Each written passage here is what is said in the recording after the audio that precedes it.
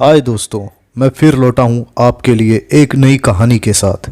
कहानी पूरी देखें और कहानी अच्छी लगे तो लाइक करें। तो चलिए बढ़ते हैं कहानी की ओर।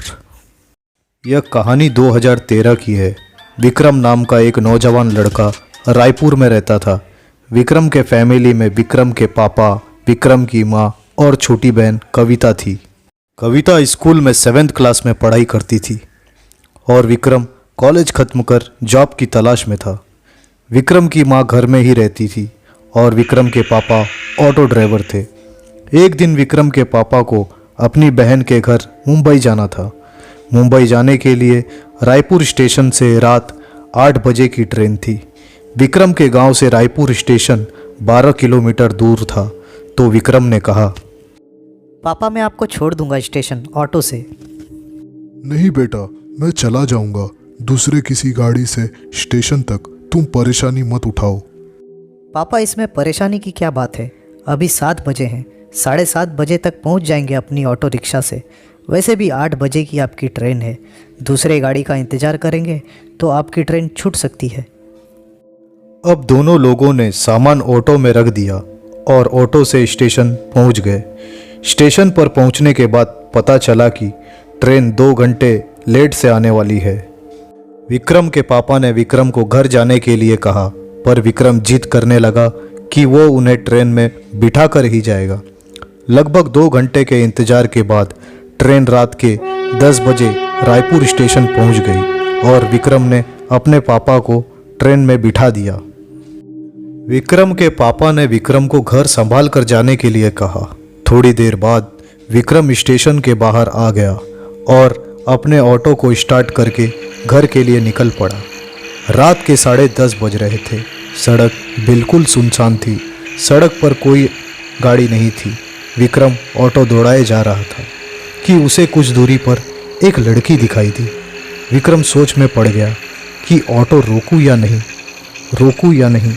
लड़की के पास पहुंचते ही उसने ज़ोर से ब्रेक लगाया और ऑटो से उतरकर उस लड़की से पूछा, मैडम इतनी रात में इस सुनसान सड़क पर आप अकेली क्यों खड़ी हो? कहाँ जाना है आपको? लड़की ने कुछ नहीं कहा। वह लड़की विक्रम के ऑटो के पीछे वाली सीट पर जाकर बैठ गई। लड़की ने अपना मुंह ढक कर रखा हुआ था। विक्रम के बार बार पूछने पर लड़की ने बताया कि उसकी बहन 2 दिन पहले ही इस सड़क से गायब हो गई है और वह पिछले 2 दिनों से अपनी बहन की तलाश कर रही है।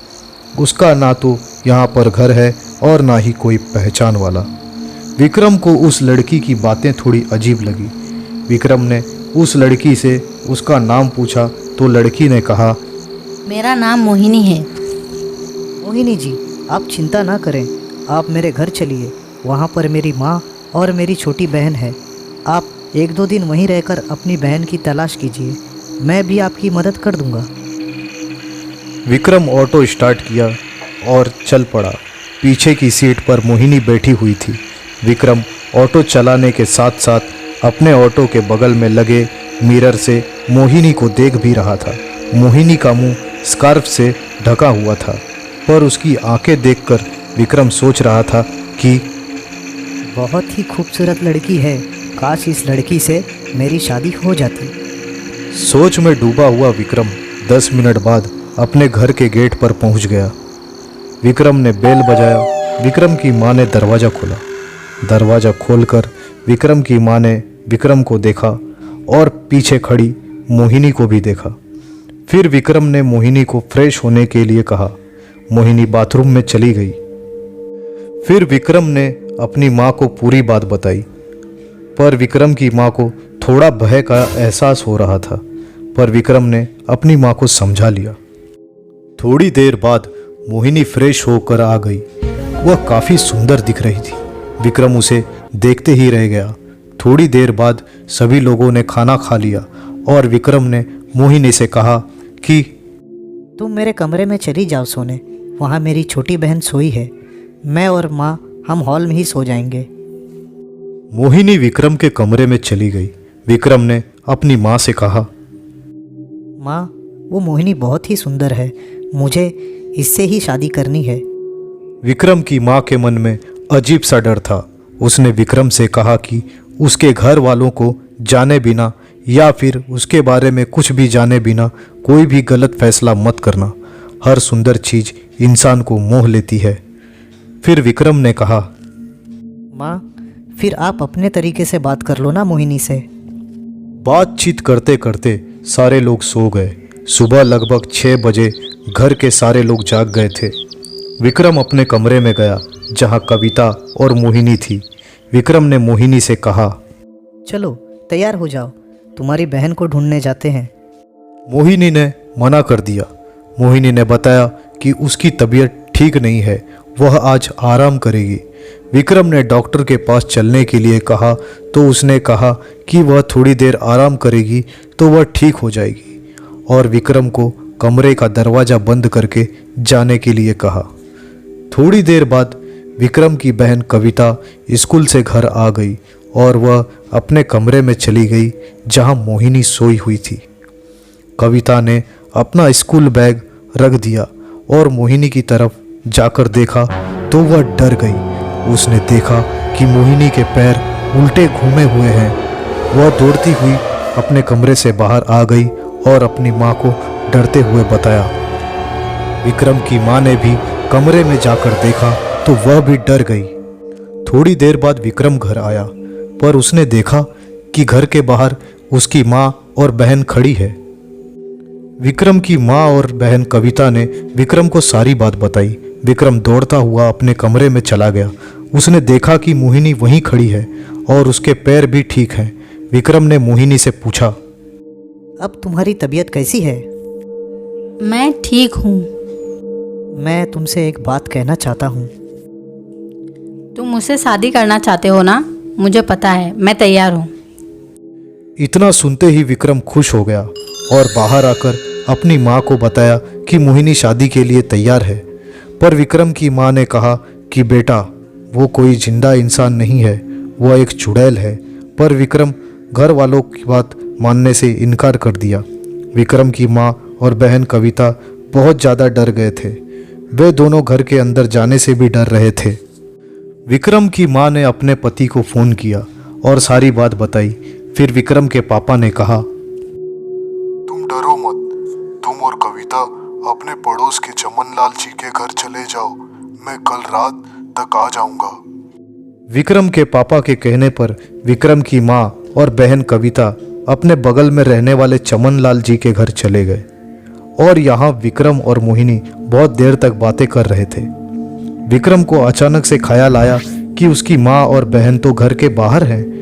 वैसे भी रात के 8 बज रहे हैं, मैं उन्हें बुला लाता हूँ। विक्रम जाने लगा तो मोहिनी ने उसे रोक लिया और कहने लगी, कहाँ जा रहे हो विक्रम? मत जाओ, यहीं बैठो। विक्रम थोड़ी देर वहीं खड़े रहा। विक्रम को भी थोड़ी सी गड़बड़ी का एहसास हो रहा था तो विक्रम बगल वाले रूम में चला गया और एक चीज़ को उसने अच्छे से पैक किया जैसे किसी गिफ्ट को पैक करते हैं। विक्रम थोड़ी देर बाद कमरे में आ गया जहां मोहिनी थी। मोहिनी को विक्रम ने कहा, मोहिनी, ये लो, मेरी तरफ से तुम्हारे लिए गिफ्ट है, देख लो खोलकर। मोहिनी ने गिफ्ट को जैसे ही खोला उसमें एक मिरर था। मिरर मोहिनी के हाथ में था और उसका असली भयानक चेहरा उस मिरर में दिख रहा था। उसका भयानक चेहरा देखकर विक्रम बहुत डर गया और वह भागने लगा तो सारे दरवाजे बंद हो गए और विक्रम डर कर वहीं खड़ा रह गया। मोहिनी ने अचानक पीछे पलटी और वह अपने असली रूप में थी, एकदम भयानक चुड़ैल। चुड़ैल बार बार बोल रही थी, चलो विक्रम, शादी करते हैं, चलो। चलो विक्रम, शादी करते हैं, चलो। विक्रम ने डरते हुए कहा, नहीं नहीं, मैं तुमसे शादी नहीं कर सकता, नहीं कर सकता। छोड़ दो, मुझे जाने दो, प्लीज़ मुझे जाने दो। अगर तुम मुझसे शादी नहीं कर सकते तो मैं तुम्हें और तुम्हारे पूरे परिवार को मार दूंगी। इतना कहते ही मोहिनी विक्रम को मारने उसके पास आ गई। लगभग दूसरे दिन सुबह सुबह विक्रम के पापा घर पहुंचे। उन्होंने देखा कि घर पर सारे लोग ठीक ठाक हैं, मानो जैसे कुछ हुआ ही ना हो। विक्रम को देखकर विक्रम के पापा ने पूछा, अरे बेटा, क्या हुआ? यहाँ सब तो ठीक ठाक लग रहा है, क्या मजाक है, मैं अपना काम छोड़कर आया हूँ, मजाक की भी हद होती है। पापा यह मजाक नहीं, हकीकत है। मजाक नहीं हकीकत है तो कहाँ है वो चुड़ैल? पापा अब वो चुड़ैल कभी नहीं आएगी। वो मुझे और हमारे परिवार को ख़त्म कर देना चाहती थी। वो जैसे ही मुझे मारने आई, मैंने कहा रुक जाओ, मेरी बात सुनो, रुक जाओ। हाँ यह सच है कि मैं तुमसे प्यार करता हूँ और शादी भी करना चाहता हूँ, पर तुम एक आत्मा हो तो तुम ही सोचो मैं कैसे शादी करूँ। तुम प्लीज़ चली जाओ प्लीज़। मैं तुम्हें वचन देता हूँ कि हर 2 महीने बाद मैं तुमसे मिलने ज़रूर आऊँगा। जहाँ हम पहली बार मिले थे वहीं आऊँगा। प्लीज़ छोड़ दो, प्लीज़।